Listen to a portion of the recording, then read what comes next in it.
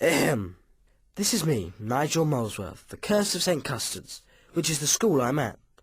It is utterly wet and weedy. In fact, all schools are utterly wet and weedy. E.g., they're nothing but canes, lat, French, jog, hist, algae, geon, headmasters, school dogs, school sausages, my bro Molesworth too, and masters everywhere. The only good things about school are the boys, whiz, who are noble, brave, fearless, etc. Although you have various swats, bullies, sissies, milksops, greedy guts, and oiks with whom I'm forced to mingle. In short, all schools are a bit of a shambles, as I shall, I hope, make clear in this. N. Molesworth, Esquire's newly published manifesto, Down with School.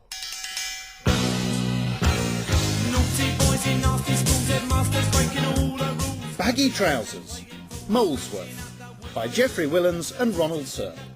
Adapted for radio by Simon Littlefield and George Poles.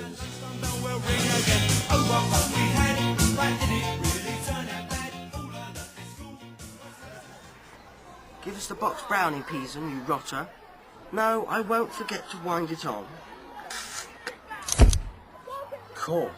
One didn't bust the camera with a fizz-og like that. That's Peason. He is my great friend, which means we tough each other up continually. Actually, he not bad, though we argue a lot. Jump on him! That's Grabber Major. He's head of the school, captain of everything, and winner of Miss Joyful Prize for raffia work. His pater is V. Rich, and has a super rolls. Enough said. Hello, clouds. Hello, sky. That's Fotherington Thomas. As you see, he's skipping like a girlie. He's utterly wet and a sissy. We suspect he keeps dollies at home. Cheers. So these are the rogues in the rogues gallery, but none is a bigger rogue than... Beginning of term speech by the headmaster. Together with Molesworth, crib to real thoughts. Hello, Basil. Hello, Timothy. Hello, John. Hello. Did you have a good hauls? Crib. So, they're back again, the little beasts. How is your dear mother? Crib. As if I cared. Give me young Mrs. Phillips every time. Now come on, settle down, school. Right, we have 12 weeks ahead of us, and I want you to cram as much activity into them as you can. This term we have a new head of school, Grabber Major. Father a millionaire, enough said. You all know the virtues we prize most. Loyalty and good influence. Have to say that sort of thing, you know. I should also like to introduce a new master who has joined us in place of Mr. Blenkinsop, who left suddenly. Who would have thought it? He seems so nice. I feel sure he will occupy the place filled by his predecessor. Not too faithfully, I sincerely hope. Now, this term we are expecting great things on the football field. Our captain this year will be Grabber Major. Etc., etc., until the bell ring for cocoa. As well as making speeches, headmasters are always very keen on conferences, committees, etc., when they discuss how to educate boys. Cheers. Though it doesn't seem to make much difference. We're all ignorant. Cheers, cheers, cheers. Another funny thing is that conference is always on the same day as Oxford and Cambridge, Test match, Wimbledon, Rugby International, or something of that sort. Coincidence? A few headmasters. Mr. Weston thinks it's the ball cock, Mrs. Gordon thinks it's the shuttle pan, but I think it's you boys. In fact, I'm sure of it.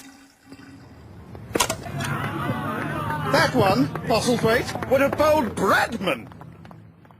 Your psychoanalyst may say one thing, Blackworthy, but I say another. And my treatment is free. Ow! Boo to Sir. Or are masters necessary? Masters are all shapes and sizes. Some are thin, some have got enormous pot on them, some smoke cigs, some smoke pipes.